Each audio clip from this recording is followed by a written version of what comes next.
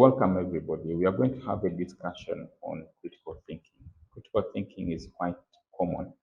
We apply it a lot in our professional practice, even in our daily lives. So in this presentation, we are going to learn about the definition of critical thinking, the importance of critical thinking, and what skills we need to be critical thinkers. And if we are presented with evidence, how do we evaluate evidence, whether the evidence is strong or it is weak evidence? And then what are the things that hold us back from exercising critical thinking? So critical thinking, by definition, is when you evaluate information that is being provided to you on a particular uh, problem or issue, and then you evaluate this information such that you can come up with a sound reason. It means that when you are presented with a situation, there are many options that you can react towards that situation. But then the direction that you will take or the decision that you will make on how to deal with the situation will depend on your ability to evaluate all the necessary information surrounding the information that the situation that you have at hand, and then deciding appropriately. So you make a logical decision based on information that you have evaluated, synthesized, and even analyzed. So it is very important to always look at all the information before you reach a conclusion. So if you have a problem, there are multiple ways of solving that problem, perhaps. Now, which course of action are you going to take? So if you apply critical thinking skills, the course of action that you will take will depend on your critical thinking abilities. This relates back to what I've just said, that you'll be provided or you'll be given information or even evidence about a particular situation. And then you have to make the decision. So how do you make that decision? You need to have critical thinking skills. Then moving to the second point, which is that critical thinking enables you to become very effective in making arguments or in argumentation.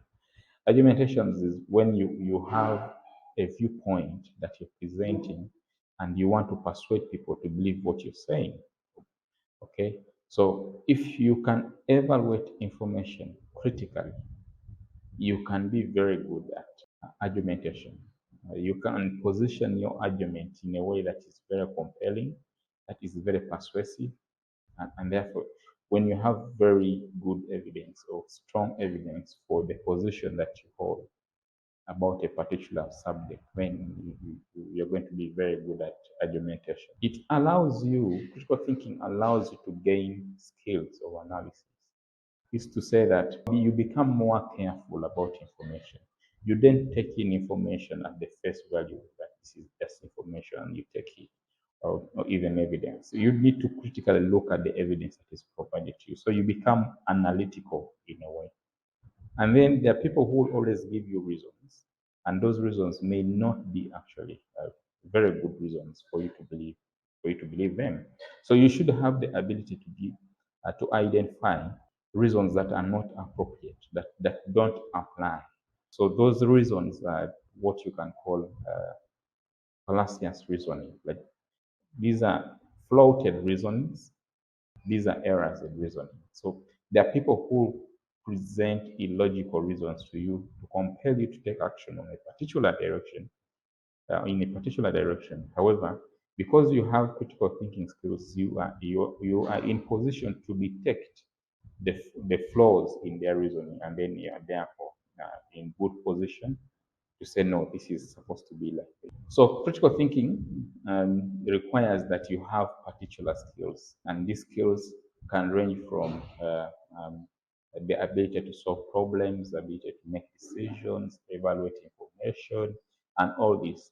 But they all come back to the one factor, which is that mental processes or cognitive functions. So issues to do with perception, memory, attention, reasoning, these are cognitive functions. And therefore, you should be aware of all these issues.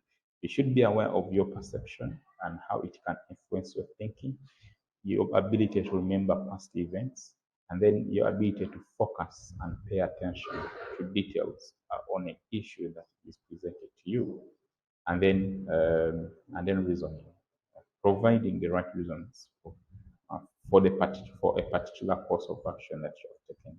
So critical thinking skills, like we have repeated this, which is that you always have evidence.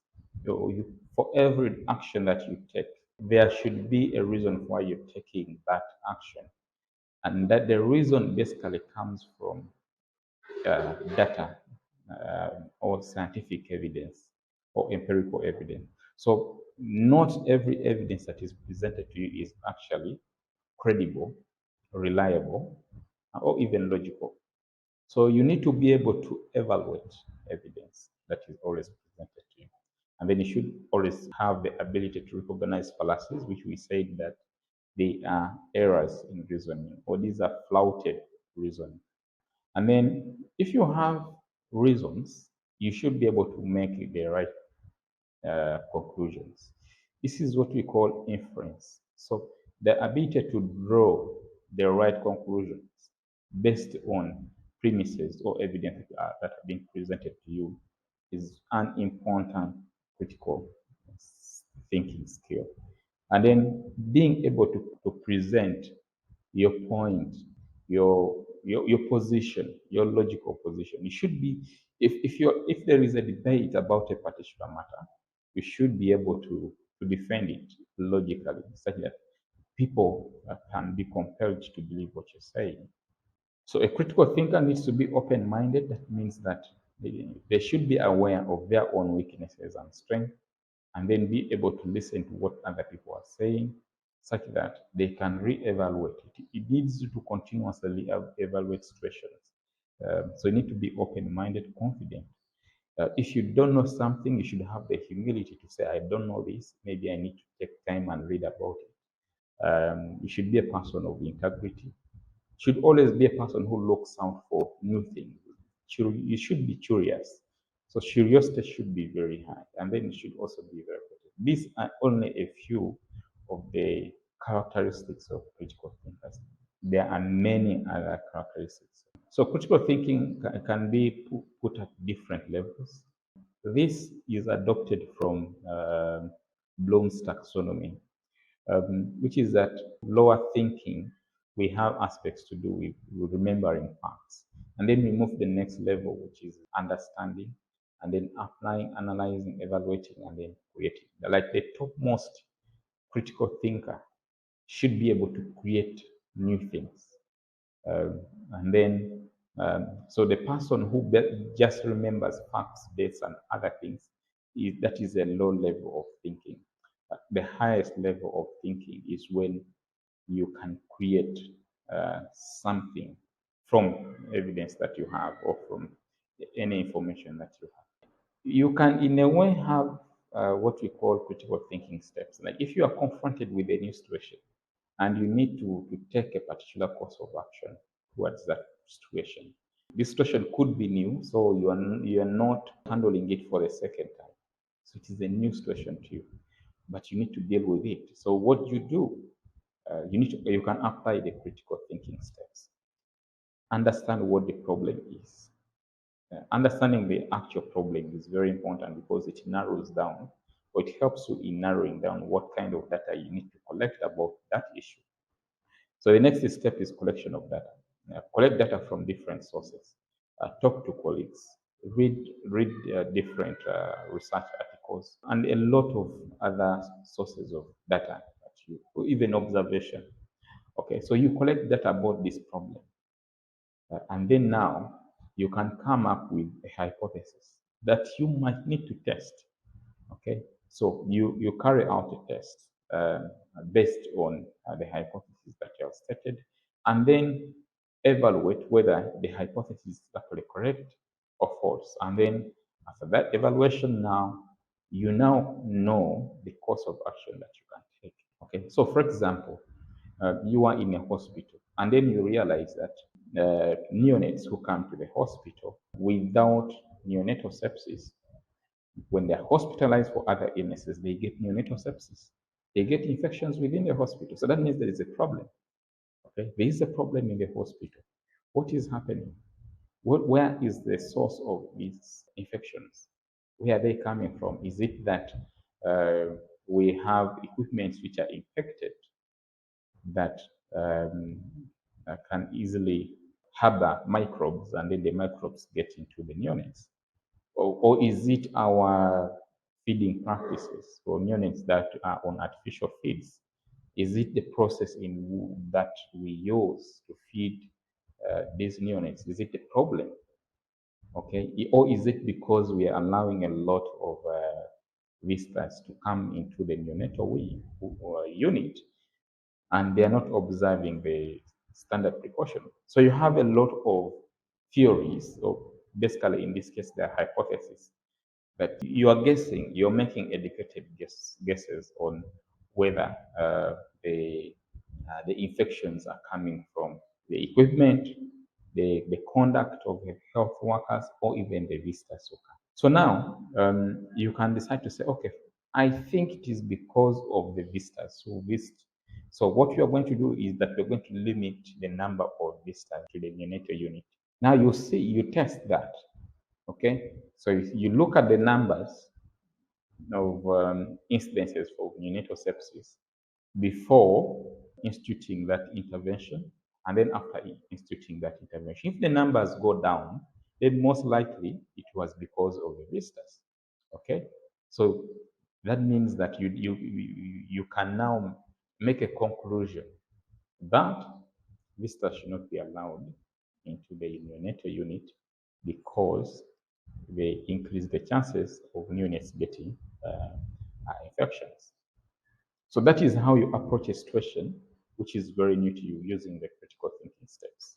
So it is always very important to always question yourself and have that skepticism, or even it is about a person that you may believe is an expert in a given field. It is not bad to be skeptical about situations. This allows you to go further in inquiry and understanding what is actually happening about a particular situation. So self-doubt, reasonable doubt, or that skepticism is always very important in critical thinking. So we already said that you need to give the right reasons for every action that you take. What are these reasons? What constitutes good reasoning? So for every argument that you make, you're making those arguments based on evidence or reasons. The reasons should be actually logical uh, uh, if you look at the reasons and the conclusions. They should easily connect. The reasons should connect with the conclusions. Okay, if you're saying that the visitors should not come into the neonatal unit, and the reason is because they increase the chances that neonates get infections. So you see, the reasons and the conclusions are logical. They make sense. Okay, so what constitutes good evidence? You should always have good evidence, or the reasons actually should be coming from evidence-based studies. So you should always provide good evidence for your reasoning, and then when the reasons and the conclusions are logical, it means that the reasons actually support the conclusion, and there should be no errors in your reasoning. So there should be no flaws in your reasoning. So good evidence should come from very good uh, scientific studies. Okay, so the scientific studies are the ones which actually give us data that we can use to draw conclusions. But however, we may not conduct studies throughout, okay? But we can get good evidence from observations that we make, from testimonies that people make, okay? So this evidence should actually be relevant, reliable, and now, if we have evidence that comes from studies, we need still to be able to evaluate its weaknesses or its strength. This is to say that we need to look at issues to do with the sample size. If the sample size is very small, then it is not very easy for us to make generalizations about the entire population. So if you have a study that you're going to use to base on to make your conclusions, you need to make sure that you look at the sample size. Is the sample size adequate, or is it a small sample size? A larger sample size gives us what we call statistical power. It is on this that we can make generalizations about the entire population. And then we look at issues to do with randomization. The people who were recruited into the scientific study, were they randomly recruited into the study? Because if they are not randomly recruited into the study, it means there are chances of bias, and also another factor of what we call confounding variables or confounding factors. That you could be investigating one factor that could have caused um, the variable that you're actually investigating. But there could be another factor that comes in and then also influences the outcome that you're investigating. So that is what we call a confounding factor. So if we don't have randomization, it is very easy to have a situation where the health outcome that you're investigating or the effect that you're investigating is because of another factor and not the factors that you're actually investigating. So randomization is very important because it allows you to eliminate biases and also issues to do with controlling the confounding variables. I mean, if it is an experimental study where you have two groups, the intervention group and then the control group. The intervention group is the group that you're going to intervene, or these are what you can call the treatment group. The groups of research participants that you're going to administer with maybe a treatment. Um, and then the control group are the people that you're not going to administer with the treatment, or perhaps you're going to give them a placebo. So you need to make sure that the control group and the intervention group are not aware or of what is going to be done to them, because they may influence the outcome of the study because they may have to behave in a certain way.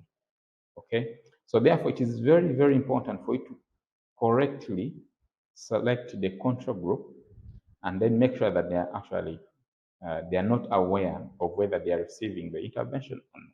If they are not aware, then that is what we call blinded study. We want a situation where we have double blinded studies. This is to say that the participants and the researchers themselves actually don't understand whether a particular group is receiving the treatment or the placebo, something like that. So it is very important to look at these details if it is an experimental study, such that you can be in very good position to know whether the results of the study could have been influenced in one way or the other.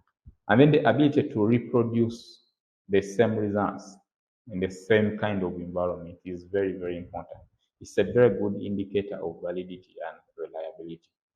So when we talk about validity, that the tool that was used to measure the outcome under investigation should actually be able to measure what it is intended to. And then reliability is when another person goes and measures the same phenomena under investigation, they should be able to come up with almost the same results. So it is very important if a particular study has been carried out and someone wants to go and carry out the same kind of study, they should have results that are basically similar to the previous study. Peer-reviewed articles are all very, very important. Now, if you have articles that have been peer-reviewed, it means that they have been evaluated by experts and they actually meet the criteria to be published. So they carry a lot of weight compared to other articles that are not peer-reviewed. And then the people who actually fund the research study, you should know them. Some of them may have conflicts of interest. They may want to have results being portrayed in a particular way because they have benefits associated with particular results. So you need to look at the authors of the research study and where are they coming from? Did they disclose their conflict of interest? Who actually provided the funds? Where did they actually work? And things like that. This is very important to to realize, because you find yourself in a situation where you have an article that actually published because there is a particular narrative that is supposed to be driven out there, and because the authors actually have benefits associated with that particular narrative. And then, do the results actually are they actually communicated in a clear and accurate manner, and are the results actually consistent with other studies in the same field? This is very important. If you have results that are contrary to what other people have always been getting, then you may need to question. Sometimes people misuse statistics or data from research. One way is when you have people doing what you call cherry picking. This is when you have data that is actually contradicting, but an author decides to focus on only data that supports their point of view. So you see, they ignore that data that is actually contrary to what they believe in. Sometimes people misrepresent the data by actually inflating the size of impact that perhaps the size of impact of what they're actually investigating. Sometimes they just inflate the effect that is being investigated. So you need to look at this. Some people use their experiences, their personal experiences, as evidence for us to believe what they're actually telling us. So we need to be able to distinguish between anecdotal evidence and then also evidence that comes from scientific studies. Some people make comparisons that are not actually right. So this is like comparing apples with oranges. Data or comparison should be made with things that are actually similar. If they are not, then this is a false comparison. Sometimes people argue that correlation implies causation. Okay, so that may not necessarily be the case. If there is a correlation, for example, if people who smoke, and most of the people who smoke get lung cancer. Okay, so there is a correlation. Okay, that the more an individual smokes, the more likely that they will get cancer.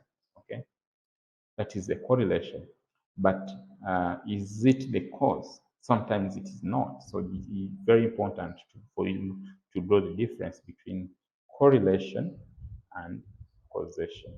Sometimes the data that is actually being used is out of context, and it may not represent the larger population, or because the sample size is actually small. This is what you can call hasty generalization.